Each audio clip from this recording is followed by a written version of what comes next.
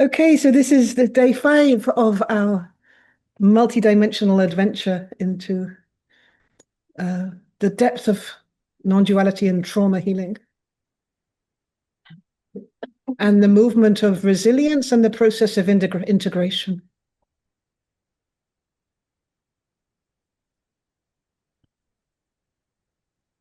This course is normally called Pathways of the Heart, and that kind of stuck, but on a whim, it was also called Stillness in the Storm before we knew that war would break out. Just before. No, just the title, because it's the same principle, but a different angle. So we've been speaking about the core trauma, which is where we've suffered a direct hit to a quality of true nature, or to the metta, the natural loving kindness of true nature, a direct shock, in such a way that we were reprogrammed into believing that suffering was greater than we are. And therefore, we should always be a little bit vigilant about suffering. We should run from suffering.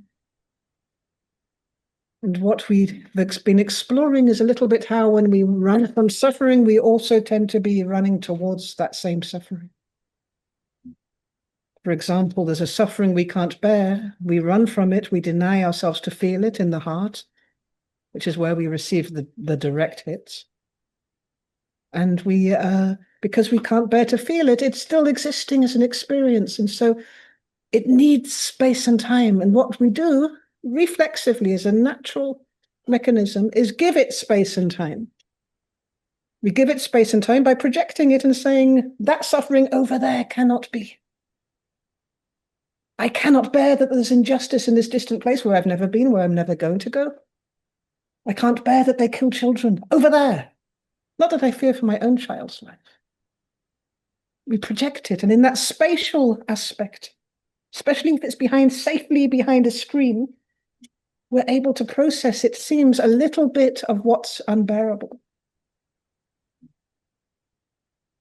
But it's ultimately, what that means is that in picking out our worst nightmares in the world around us and focusing on them, obsessing on them, hunting them down out there, and in anticipating our worst nightmares in the future, meaning taking the field of the future, which is a field of infinite potential. Any fucking thing could happen. Anything could happen. This is healing. Everything is possible.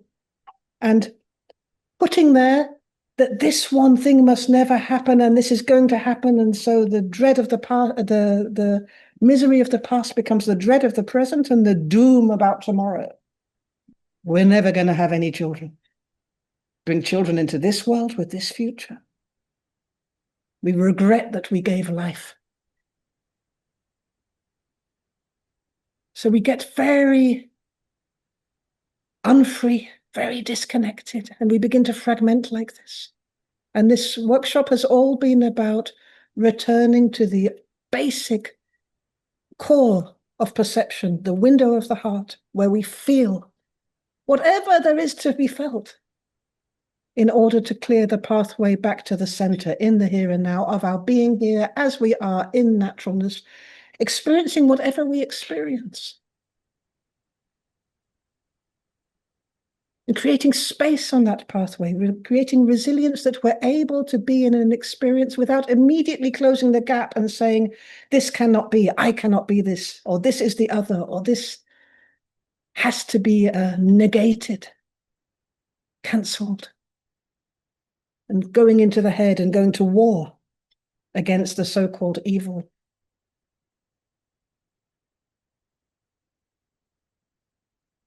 You know, if you think about it, if there was a room where there had been a murder, which there are plenty of rooms in our area where people have died and where people have suffered, and let's say a few years have gone by and this room has been sealed, and now we come there and we say, oh, that's a nice house, let's go into that room. We would feel that energy. But if we're not energetically aware, if there's not space in the heart, we'll feel this murderous energy and this murdered energy, this horror. first of all, as a personal freakout or a sudden paranoia. Or maybe we experience it like, God, I really want to kill my mother-in-law. I really wish she would die already. Who knows how it comes up, how we translate it. That's how small the gap can be. And we're just picking up the energy which is in the air in a room and doing something with it because we lack the resilience to be able to experience an atmosphere as a sensation which the heart can experience almost anything.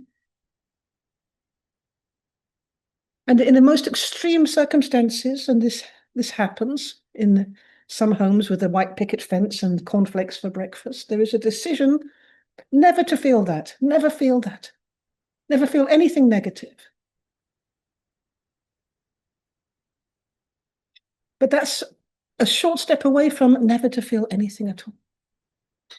It's like saying, I'm going to open my eyes, but you must never look at the color green. I must never see the color green. So what happens to my vision? Green is jihad. I cannot see the color green. There should be no green in the world. But I open my eyes and there it is, green, green, green, green. It cannot be. So I've got no choice but to come to peace with the color green and look more deeply into the color green in order to regain the rest of my sight. It's the same with the heart. And the amazing thing is that we do have the ability, the mastery, the tools, the freedom to give it space and time and to be able to experience it, especially when we release the mind. It's just an experience. It's just a sensation. When we can loosen that identification, I am this or I am that, or I must not be this or I must not be that. This can be, this cannot be. Those hot wires to the mind. So that's a little bit on the journey that we've been on, through victim, through perpetrator, through the raw experience in childhood of those sensations when close to home, when we were first shocked, to the qualities which are involved there, the qualities which we disconnected from, the peace which can never really be trusted, the trust which cannot be, the freedom which is a concept, a political principle.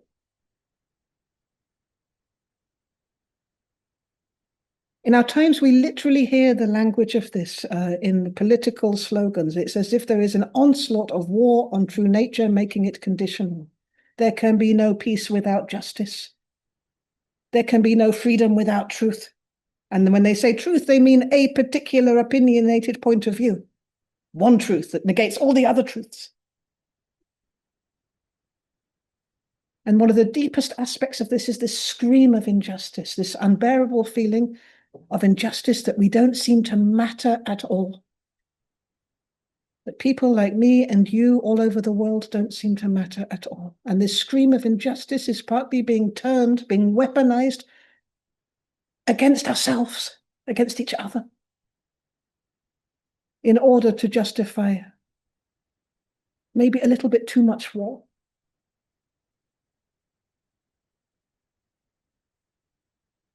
Now, this feeling of not mattering at all, that our life doesn't matter at all, that's very much the experience of the heart each time we ignore it. We have a feeling it doesn't matter at all. What matters is what we think, what we believe, that the other one should behave, that we should be understood. What we feel doesn't matter at all. It's a living being, our heart. There's a living being in there. It's you.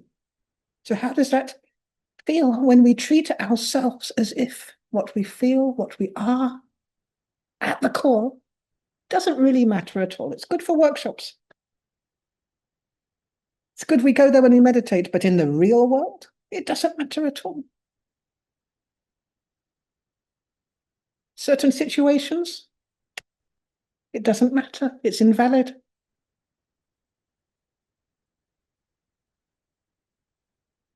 It's a concept.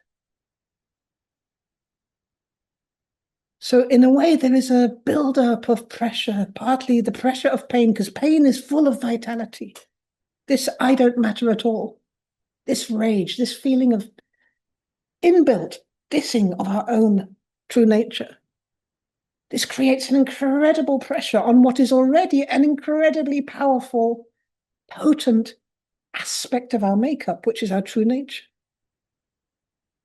The love that we feel is infinite, endless, boundless. It's already very, very hard to allow love to come through into this world, even towards a child or towards when we're most in love. It feels like we're breaking open. It's like we're taking the whole of the heavens and putting it inside a little thimble. It's like time and space cannot contain this immensity that wants to come through to bring heaven to earth. It's already quite a suffering, quite a frustration to bring love to life. And it's never enough. We already have to compromise a little bit. But a little bit is enough. We do what we can. We love as much as we can.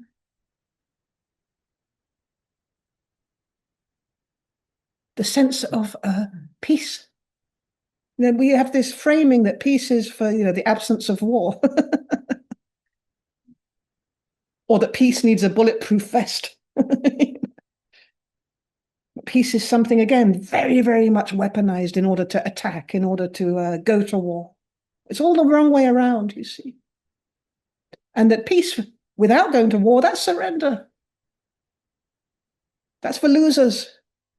That's for the chamberlains, the appeasers. And those are the choices, war or surrender. And peace, it's always out there and it's always later. And maybe it's not out there at all, it's in the other world, in the afterlife. It's up there. Or maybe it's down here when we're finally dead. The peace of the earth. Rest in peace.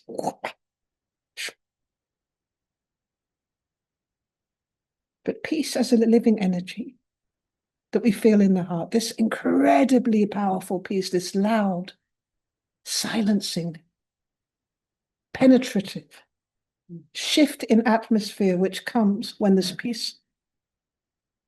It can form whole universes. Good morning. Welcome.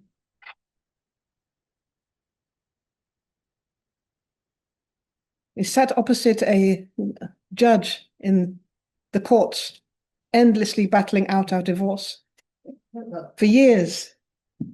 And endlessly, exhaustingly, tit for tat, bam, bam, bam, bam, bam, bam, bam, bam, fight, fight, fight, fight, fight. And the judge at a certain moment, who wasn't some great sage or anything, he commented to the lawyers that there is a certain moment when you know a couple is done. And what you feel in that moment is this great peace descending on the courtroom. And you know that regardless of what the actual agreement it is, the fight is over. But until that moment, and he wasn't any spiritual teacher. Actually, he thought the Goy Guru was a bit of a reason to punish me. The Goy Guru was a bit of an outrage against the Yeled Tov Yerushalayim. But he's speaking about the peace that he experienced, a secular man in the courtroom, when he knew that the fight was over, like from above. And he said, and then you know that's it. Until then, you can fight for it, you can send them to mediation, but they still want to kill each other. And it doesn't matter how much money, who has custody, what children, they won't go there. So this peace is so powerful, it can establish the facts on the ground. We can be silenced. We can be shifted to a dimension where suddenly what seemed like a giant entanglement and a problem is managerial. It's details. Okay, this, the world doesn't end. In the end, it's for the children. Done. Like this. A thought away, but a whole shift in dimension when the karma is played out, when the lesson is won. See, it's not the war, it's the learning. It's the pathway. It's finding our way home to what really matters, to what's really essential. What are we living for? What did we come here for? From the depth of our heart as a being, before we do anything at all, why did we come here? What did we come here to share? Without having to do anything about it, just by being here in our presence, what qualities want to be allowed to be through us.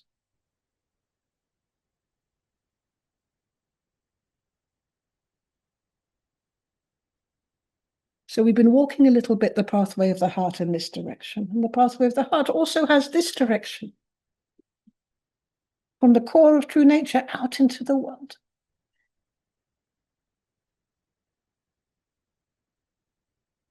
Where we might feel guilt or shame or selfishness or greed just for manifesting our qualities.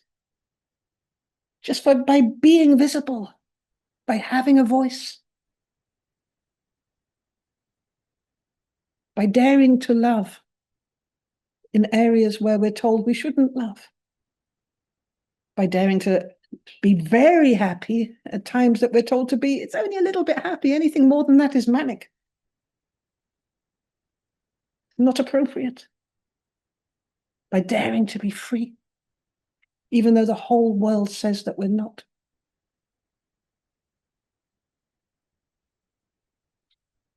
So this movement, this flow of true nature, of receiving the qualities outwardly and the consciousness outwardly, the consciousness which is left outward in fragments of ourselves, receiving it and gathering it together and walking backwards, inwards to reunite with the true nature. This direction and this direction, daring to love, daring to move into the transmission of peace, to vibe with peace, daring to be free, to move with the experience of freedom, to move according to the intelligence of freedom or the intelligence of peace. These pathways are all driven in a movement. They're moving anyway, even if we're stuck here or here on certain roads. Anyway, the majority is moving. It's moving in this direction, and it's moving in this direction. It's moving also up, and it's moving down to the earth. Without these pathways being free, and you see I'm making the symbol of the Celtic knot. Without these pathways being free, we could not be. I mean, it's literally, there is no such thing as these pathways not being free. This is what life looks like. But the experience of not being able to be, this we can have. The suffering of one pathway, one route, one area is not getting oxygenated. This we can have. And we can get stuck in it. We can get stuck in hell loops along one particular place because it plagues us that it's not free. That's called karma. So this propulsion, what's propelling this? What is the power which propels this movement, this circulation, this torus? Why is it that when we go to the point of total singularity behind consciousness, totally nothing, not this, not this, not this, not a thing, not a sensation, not a thought, not even a glimmer of what it feels like to be conscious, that one of the first things that comes forward is peace. Space. This is an experience. Care.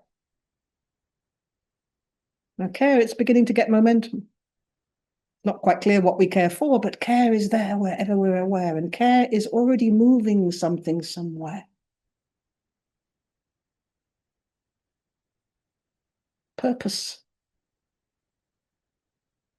Being. The purpose of our being, the being which is purpose. Sense of purpose. What Viktor Frankl called meaning. Purpose, meaning, meaning, purpose. Because when you translate the meaning of life into the felt sense, you get the sense of purpose. Value. It matters. Our being here matters. This being here matters. So there is something which is propelling it, this movement. And when this movement is not free, and where this movement is not free, we suffer. And what we've worked with and what we want to open up a little bit now is this principle that the non-dual qualities are not just active or receptive or still, perfectly still, which they are all of that. They can be in any state. They can be frozen, liquid, and gaseous. They can be almost anything.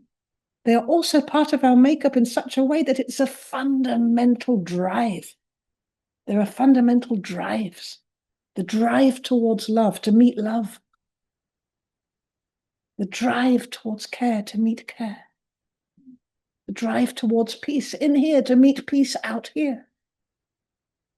The drive towards freedom, the freedom in here to meet freedom in here, outside. And if not out here in the humans, because that's already a restriction and a condition, to meet the freedom in a horse or to meet the freedom in the earth. Freedom in the clouds. Basic drives. Also the drive to receive those qualities out here and to bring them home and to have that party in here. Basic drives. So what we've done is organize it a little bit into 7 primal drives, which are within each drive, there's a whole cluster of different qualities.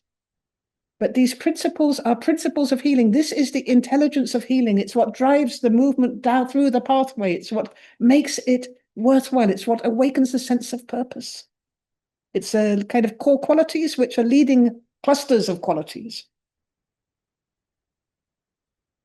And as usual, we totally, it's arbitrary. It's not the law. It's just a way to organize what we can feel is the intelligence of true nature, the incredible power of true nature, the compelling factor of true nature, the choicelessness of true nature,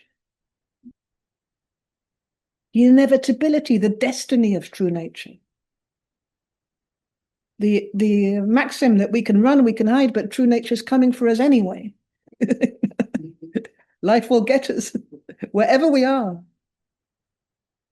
We can split our consciousness, we can fragment it, we can drink it, we can stone it. We can't really get rid of it. So these drives that we're looking at, these intelligences, the first one is very clear, the drive towards wholeness. That's not for nothing that Marianne has brought a particular essential combination for this course, which is about wholeness. Because she's a healer, she intuited it. This is trauma, wholeness, wholeness, trauma. But wholeness isn't something that moves through us in order to create just a local wholeness between holistic experience, between mind, heart, and body. It goes on. It goes on. It's almost like an evolutionary principle. Any experience which cannot be, which is forbidden for us to feel in such a way that it sends us out there or into a war, into violence, that gets us out of balance, is asking, that suffering is asking for wholeness, to be included. It's like that little demon that dances in the corner of our eye. Do I belong now? Do I belong now? Can I live now? You remember me?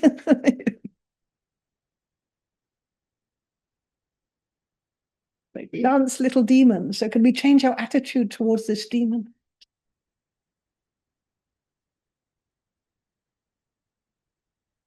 And this demon, as we've been exploring, isn't just the pain, the direct hit of pain. It's also, and this can be such a revelation, all the ways we try and release that pain through sneaky projections on the world, where we try and release the charge of the drive towards wholeness.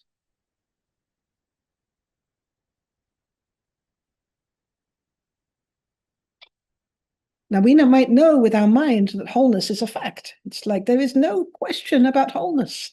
Look at the earth, it's whole. Hasn't got a great big chunk missing. It's rotating in wholeness through the universe. The whole of nature is moving through wholeness. It's all interdependent. You can't take any piece out without the whole thing collapsing. It's just silly to go there. But still, we treat our feelings as if we can take a piece out and just that bit, only not that tree. Only not this experience. So I must never be seen as evil by the other, by the big other, the big audience. which is always watching me. Big other is always watching. That audience that we're performing to, even when we wake up at night, it's watching us. So if I ever get the feedback from that audience of the world, that I'm the bad guy, there's such an injustice. I cannot be that. I cannot be that persecuted Jew. I cannot be it. It's so unfair. I must fight against this injustice. Now I'm going to make those somatic movements against all of those fights, which I should have done then, back in history, or that my ancestors should have done. I cannot be seen as the evil one, as the bad one. Never, never, never, never. I cannot experience light on that part of myself which feels aversion towards the world, which feels murderous, that could soul murder. The pain is so strong. That feels soul murdered, that could soul murder another, that feels dehumanized, that could easily dehumanize another. This light must not come there. I cannot bear this in my heart. And now I'm dancing for the demon.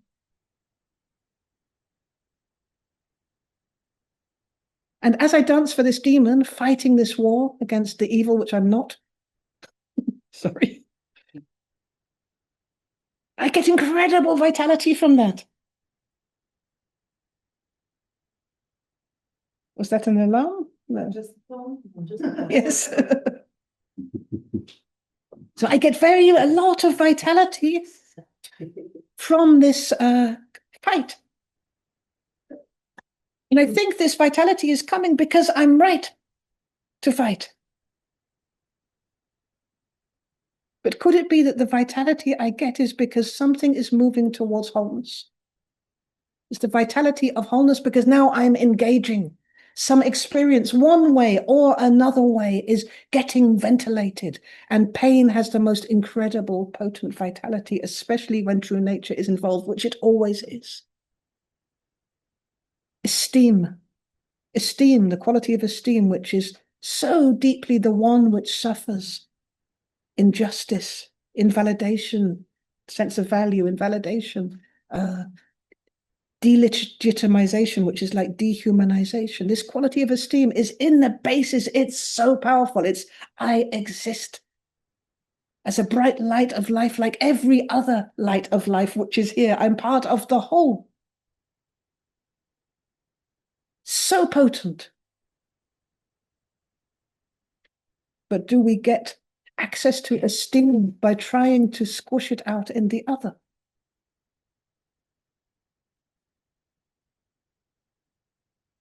Does that give us anything other than the short-term fix? Kind of passing sense of pride. But still there's no peace in it. And here comes another drive. The drive towards peace.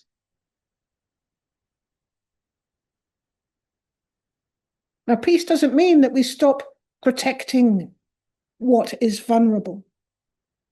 Peace doesn't mean that we go to sleep when there's danger, that we don't anticipate trouble, that we numb ourselves to the warnings of the dread which is approaching. Not at all. Peace is about the and. So only when we have a clear connection with ourself and with not the other as an abstraction, but this one with whom we have a conflict, or with this problem, or with this area, only when both can exist can we move with intelligence through the conflict. And they can only both exist when the peace can be there together with the war, from behind the war. When the peace within us recognizes the peace within our enemy of the day, that it's the same peace behind there. Doesn't mean we give up anything. It is just literally a movement of wholeness and intelligence, which will give us deeper strategy, deeper wisdom, long-term vision, connection. So not just peace for ourselves, but peace for our sons and our daughters who fight in this war. Peace for our grandchildren. Peace for the earth, which is being destroyed, bombed down to the core. Which I think that's what the fight is about, is the earth. Peace with all the other qualities. Peace with genius, peace with intelligence, peace with problem solving, peace with care. Peace with our humanness, peace with our helplessness. So peace is a very strong drive, but like every quality, it's not got by changing the conditions out there. You know, peace, the sound of peace is silence. But if silence could only exist when there's no more sound anywhere, we're talking about a very bizarre concept. Because the moment you take out any sound from this dimension, you'll hear the sound of silence, and there's a whole music in there. Silence is alive. Silence is communicating to us. Silence is moving through every sound. Silence is what allows the difference in intonations. Hello. Without silence, there could be no music of creation. It's the same with peace. So peace is a fundamental drive for the peace in here to meet the peace out there. This is the namaste. Now, I'm sure that people who say namaste to each other in the Far East, they don't necessarily like each other. They're not necessarily happy with being ripped off by each other and all kinds of entanglements like every other human being, but they say namaste, the peace in me greets the peace in you, to remind of that deeper dimension. Because it supports well-being. Because there's something more than the fight. There's a breath, there's a space, there's a possibility of not being purely reactive. I hit you, so I hit you harder, so I'll hit you even harder. So let's murder all of the murderers. Let's get the death sentence back. See if that helps. Let's segregate and put in solitary confinement all the people who have felt most isolated. Let's reject the rejectors. Now, this isn't very good for our well-being because it's kind of delusional that more of the same was going to help us shift back to our center. And here comes another drive. What have we had? We've had peace, we've had wholeness, we come to the drive towards well-being. Very strong drive towards well-being. Very different. Well-being would include the feeling of happiness, the feeling of joy, the quality of love. No.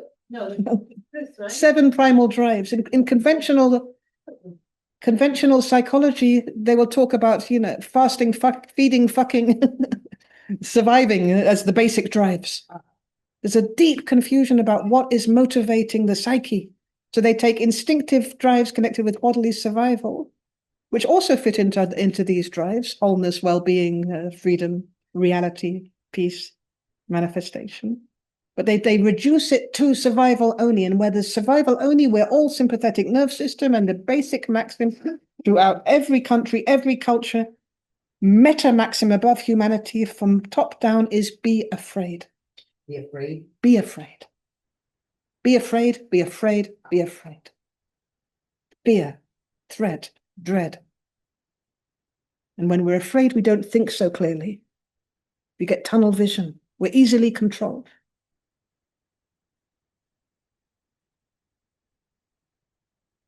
Be afraid or else. As if fear, being afraid all the time, was the way that we will survive. As if we don't all die anyway.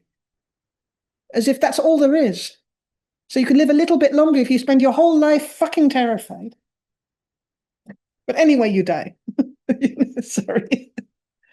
We are being sold a bag of old rotten potatoes, but it's a frequency. If you look towards the internet, you look towards the news, not just now, but through history. This shame, fear, threat, isolation, means to control. If you saw a UFO and you saw it and it came close and you met an alien, and even though your whole life you have been a regular, boring citizen, and you speak about it, you're going to be so ridiculed and shamed. Historically, now less so, because now they have decided to they want to hear more about it because they need those stories. Before, they tried to keep it. The cat got out of the bag. You see strange lights in the sky that can't be explained, and you think it's something which is extraterrestrial. You're mad. You're insane. Control, control, control. Be afraid. Be afraid of the other. Be afraid of the other. Be afraid of your mother. Sorry, that just rhymed. So that's the only one you really need to be afraid of. Yeah, exactly. Brother. We did Big Brother with Big Other. So the Big Other is watching. Yes. Okay, great. So well-being. From well-being, we came to be afraid, which is one of the biggest inhibitors of well-being, because well-being is really most strong there in the body, where we are able to relax even if there is stress coming and going, when the parasympathetic nerve system can be online together with the sympathetic nerve system, when both can be available to function, when we can switch freely or even be have both work for us at the same time. And that's partly what physical blessing of a training we are all in here right now, is learning to be able to relax within the stress, to meditate within the unknown danger, without knowing what could be. This is incredibly beautiful training later on. There's always a silver lining. To be able to bring on that deeper processor of well-being, relax and digest, to be able to compute from the deeper dimension of ourselves, meaning true nature is online. Even while we're freaking out. It's okay. We should be cats. That we freak out. Yes, like a cat. A cat that can be in pure being, asleep, but his ears are vigilant and like nothing.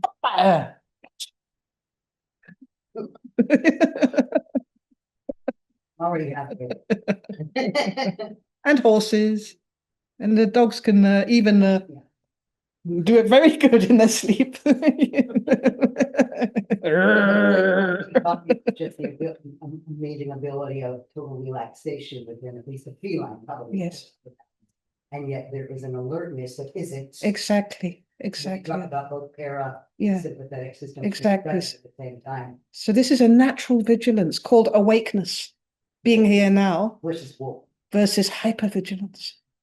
Hypervigilance, which says I cannot be in connection with any of the good stuff of well-being as long as there are these conditions in the world.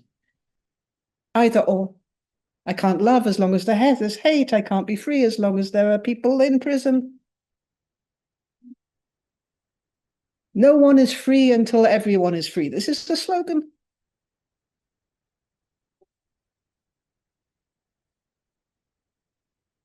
A spiritual slogan, where spirituality got consumed into the political vortex. Nobody can be free until everybody is free. What a load of bollocks. Yeah, but there is a line of Buddhism that there's two streams. Yes, it's an abuse of the principle that I will cherish freedom and continue to be here as long as I can share that freedom with other sentient beings. Completely different. It's an abuse of wisdom in order to satisfy a political agenda. I name these slogans, which are everywhere, because it really is directly engaging true nature and bastardizing it for a political cause. And that's partly what we're all doing inside ourselves as well, me included. I don't want to make it wrong. We're in a transition. So where were we? We were with well-being, freedom, basic drive towards freedom. It's unstoppable. And what's the most powerful freedom, if in terms of conditions? The only freedom which we actually have in this world is freedom to move through time and space, meaning we can take an experience, a sensation, and out of freedom, we can slow it down. We can take a memory, we can take it in slow motion, and we can speed it up. It's incredible freedom in time. We can go back to a memory and be here now in a sensation like we did yesterday from childhood. Incredible freedom. We can replace ourselves in the future, the possible futures. We can move from this experience to that experience. Now, this is spatial freedom. We can take a sensation which feels unbearable, and we can take a tiny little bit of it. Just a particle of this sensation. Let's say the sensation of negation, being negated. It's like soul murder. One of the ones we meet in the pathways of the heart. Annihilation, negation. At first, we don't even recognize that that's what it is, but then we see this scream of negation. It didn't happen. We didn't happen. It never happened. This is so connected to trauma. But negation is a hashmada. It's like a...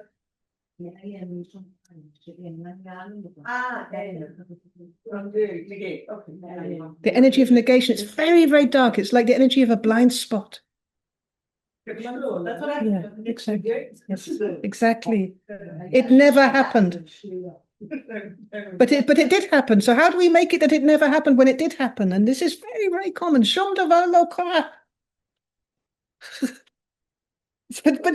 it's blood. Something happened for the child. So this is an energy, and it's an energy which is so full of threat and danger and warning. And it looks like nothing, but it's saying, you turn back out of here. Do not go there. We do not go there.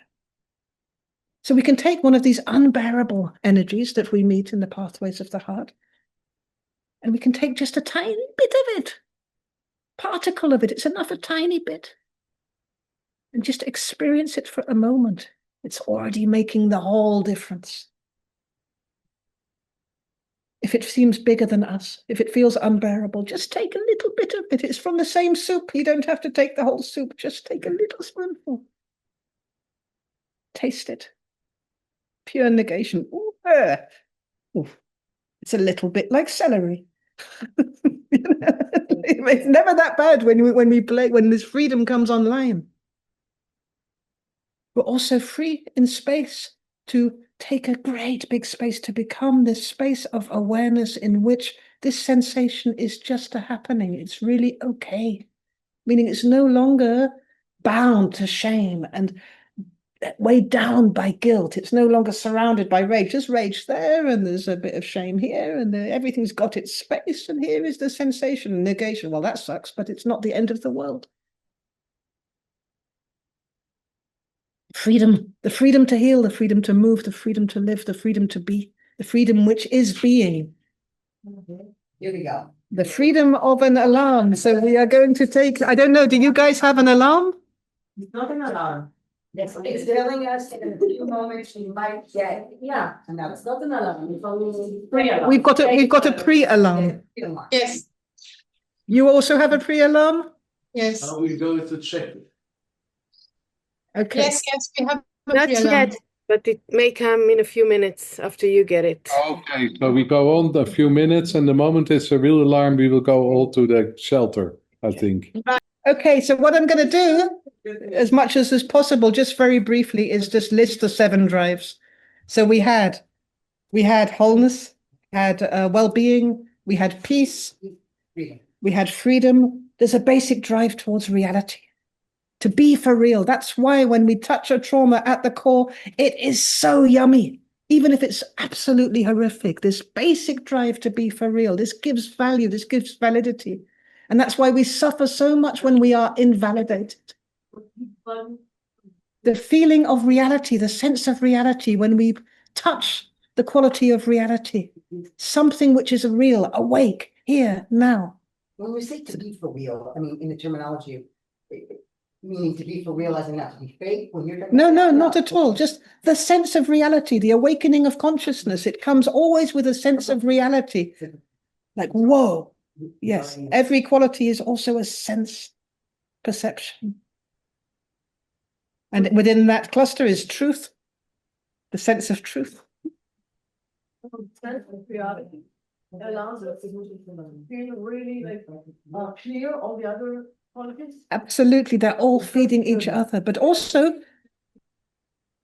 clarity is part of it would be in that cluster. Of the sense of reality, clarity, truth. Yeah.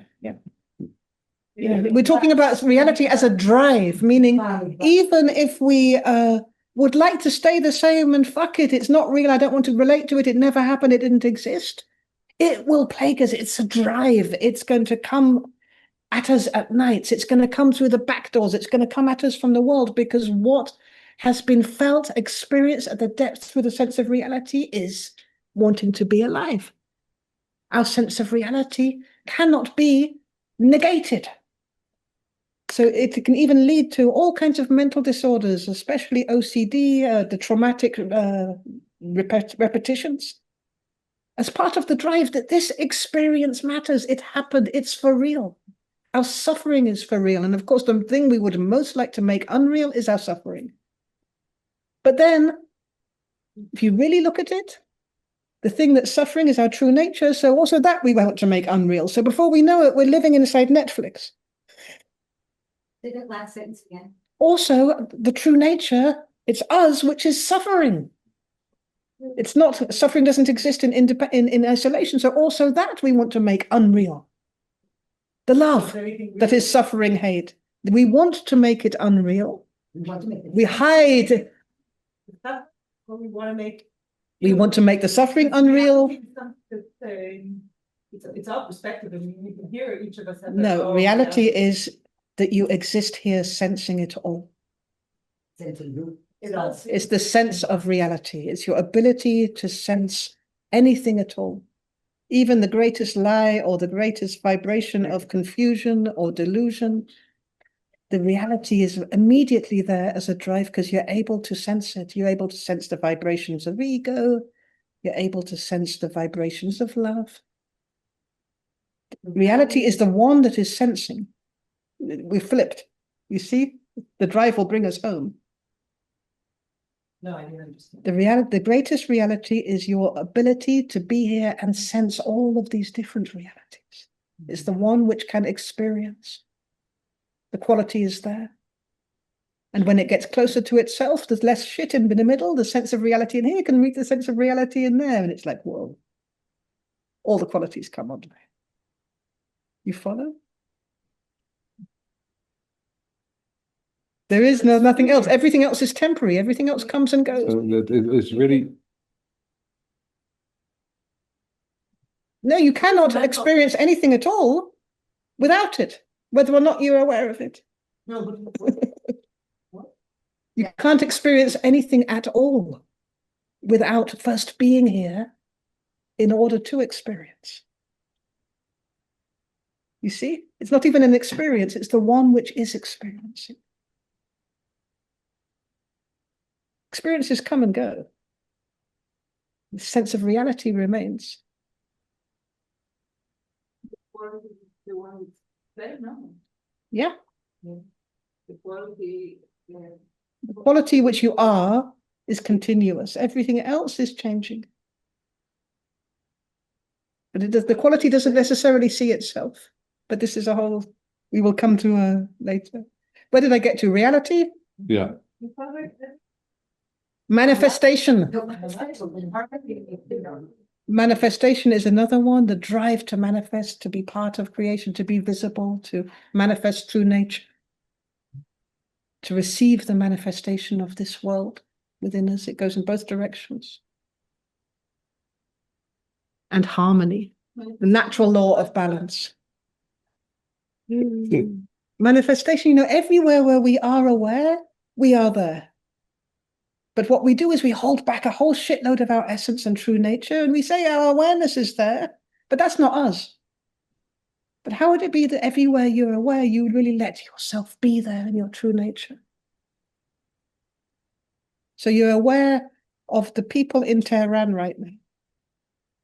People just like us, but you let your true nature move with your awareness. This is manifestation.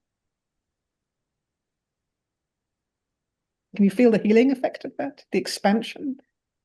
Dare to be here. Is it active? It moves by itself. Manifestation is reactive, no? No, that's what I'm asking. It's active, no, it's also receptive, because one of the things that happens in the contraction is if we feel we can't manifest here, then she shouldn't, and she shouldn't, and she shouldn't. Women should be quiet. So there is a direct formula. If we can receive the manifestation of the world, of the universe, of others, unconditionally to what's coming forward, then we are equally able to manifest ourselves. So the expression of manifestation is not necessarily actively doing something. No, Just being here, yourself, being. in manifestation. Being, there is no you are, just being, but it's extremely alive, and it wants to flow. It wants to be there dancing with the clouds. It wants to be there in the ocean where you can see the ocean. Your essence is there too. It wants to bring everything into wholeness, peace, reality. It wants to be but we rupture ourselves, and we hold part of ourselves back. So pure awareness becomes this vacuous space, which is all non-dual and empty, as opposed to being intimately made of the stuff that we are. When I did the experiment there, one of the exercises, there was a tiny moment which I felt his or hers or no consciousness joy from manifesting through me. Yes. It was a new feeling from Absolutely lovely. whatever, Yes. something. Yeah.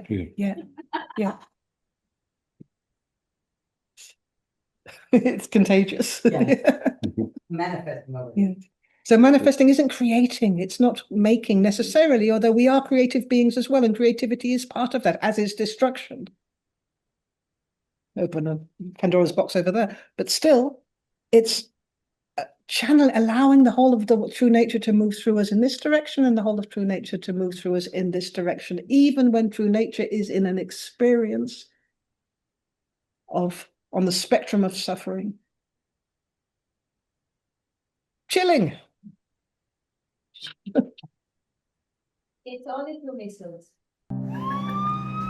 Hi guys. Don't do the Hitler salute again. No. They saw the perpetrator. רגע, נשים את הכתובת. מה זה